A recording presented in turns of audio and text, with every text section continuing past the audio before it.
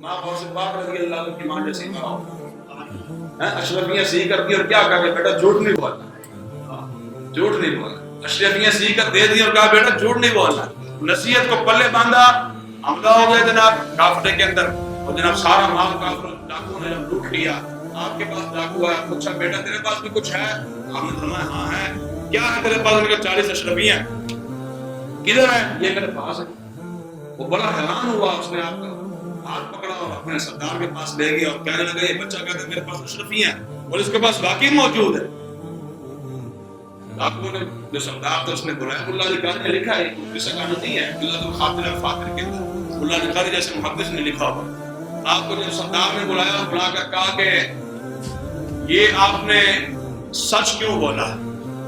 آپ جھوٹ بھی بول سکتے تھے، اس موقع پہ آگے بڑے بڑے ڈنڈیاں مار لگتے تھے اور بہانے کیا بولتے تھے، شریعت جب کہتی ہے جناب جان بچانا فرض ہے تو خیر ہے، کوئی گل نہیں، جب تھوڑا جھوٹ ہی بول رہے ہو جناب یو ٹرن ملا ہے تو خیر ہے۔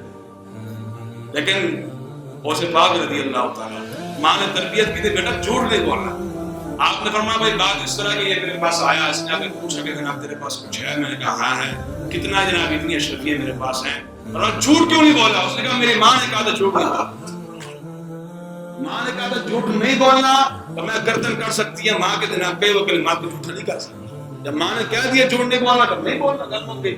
اور نے کہا جناب سامان سارا رکھ دے، سارا سامان رکھ دے، سارا سامان رکھ کر جناب غوث پاک رضی اللہ عنہ کے ہاتھ پر توبہ طائب ہو گئی۔ انہوں نے کہا جناب جس کی والدہ نے یہ تربیت کی ہمیں بھی مسلمان بنوایا، ہمیں بھی کلمہ پڑھایا، ہمیں بھی توبہ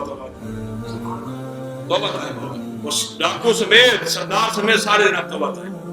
تو یہ ہے جناب والدہ کی تربیت کا اثر اور والدین کی تربیت کا اثر۔